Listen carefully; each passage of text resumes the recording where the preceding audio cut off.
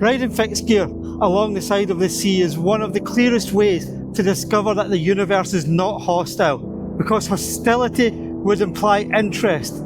The sea is not against you.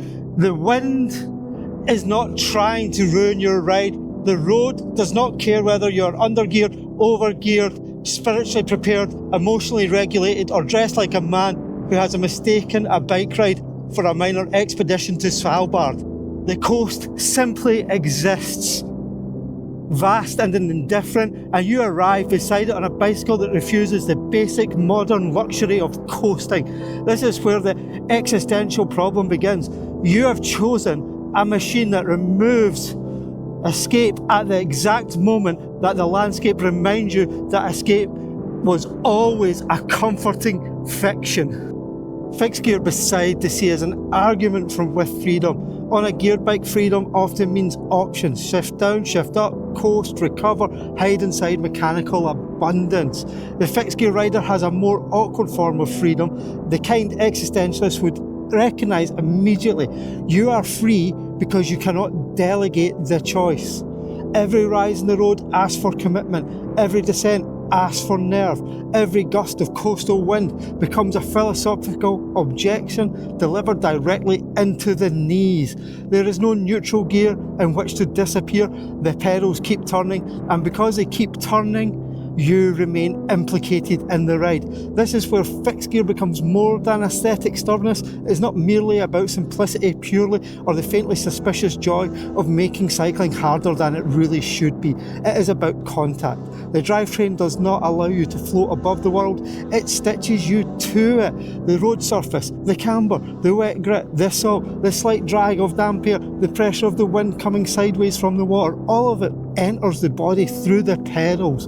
The bike becomes a crude instrument of perception. It does not measure distance in numbers, it measures existence in pressure.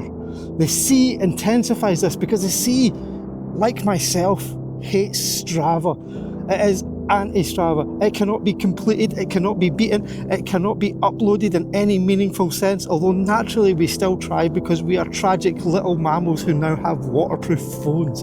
The sea sits there, breathing in its ancient mechanical rhythm, making every human project look temporary. Beside it, the fixed gear rider becomes beautifully ridiculous. One person, one cog, one chain, one small act of defiance against a horizon that refuses to offer applause. There is something deeply existential in that ridiculous. Can we imagine Sisyphus pushing the rock uphill forever? And the fixed gear rider along the coast performs a more damp, and in this case Scottish version of the task. Push down, pull up, repeat, push down, pull up, repeat, repeat, repeat. The hill does not end suffering, the flat does not end effort, the descent does not bring rest. Even speed has consequences, because on fixed gear bikes, you cannot simply let the bike run away beneath you. You must stay with it. You must answer for the momentum you have created. This is the strange honesty that you find in a fixed gear drivetrain. It removes the little lies. It does not let you pretend that movement is free.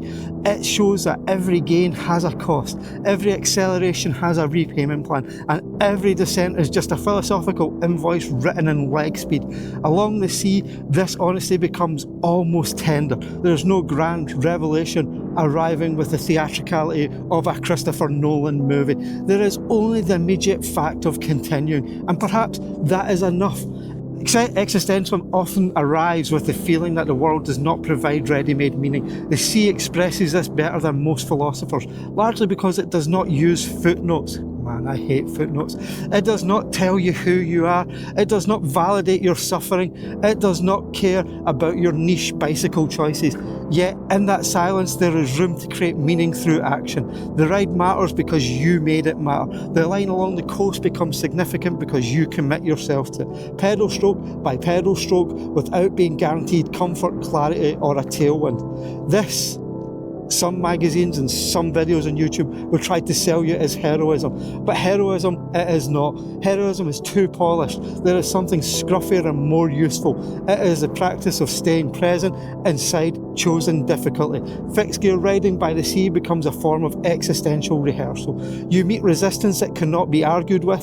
You meet beauty that cannot be owned. You meet your own limits without the usual modern cushioning. The bike does not solve the problem of being alive. It gives the problem a rhythm. The drivetrain produces a kind of mechanical mantra out of this rhythm. The body learns the circular sentence of the pedals. The mind, usually a cluttered shed full of broken tools and old arguments, begins to settle into the task, not because the ride is easy, but because it is specific. The nervous system is given a problem it understands. Keep the circle turning, read the surface, stay upright, listen to the wind, adjust before thinking becomes too slow.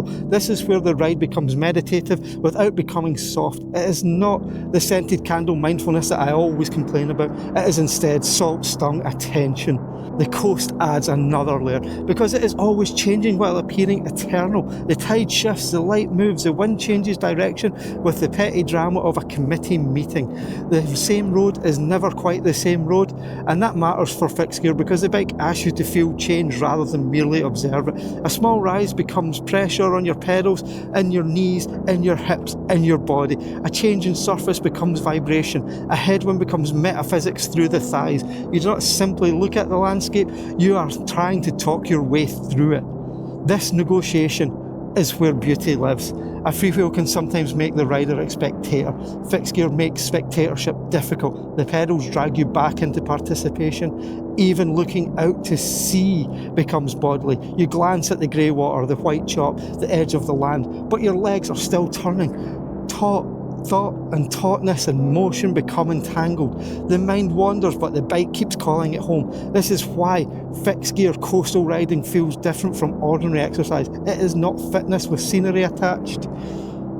It is conversation between finitude and motion. The sea says you are small, the bike says yes, but at least we're both moving. The wind says you are not in control, the drive says no, but you are responsible. The horizon says there is no final answer, the pedals say let's continue anyway and see where we end up. The final phrase may be the whole philosophy. Continue. Always continue. Not because the universe has promised meaning, not because the ride will redeem you, not because anyone will care about the route, the ratio, the tyre choice or the photograph, or the bike leaning against a suspiciously photogenic seawall, viewed suspiciously quite a few times in this, please forgive me. Continue because meaning is not discovered in the abstract, it is made in the act. It is made when the legs keep turning against the wind. It is made when you choose the harder machine, not out of punishment, because friction gives the world edges. When you go out on your fixed gear bike along the side of the sea, we're having an education in limits. The bike limits choice, the coast limits illusion, the wind limits vanity, the sea limits human importance. Yet none of these limits are purely negative. They create the conditions for a different kind of freedom. Not the freedom to do anything, but the freedom to inhabit one thing fully. One road, one gear, one body, one weather system.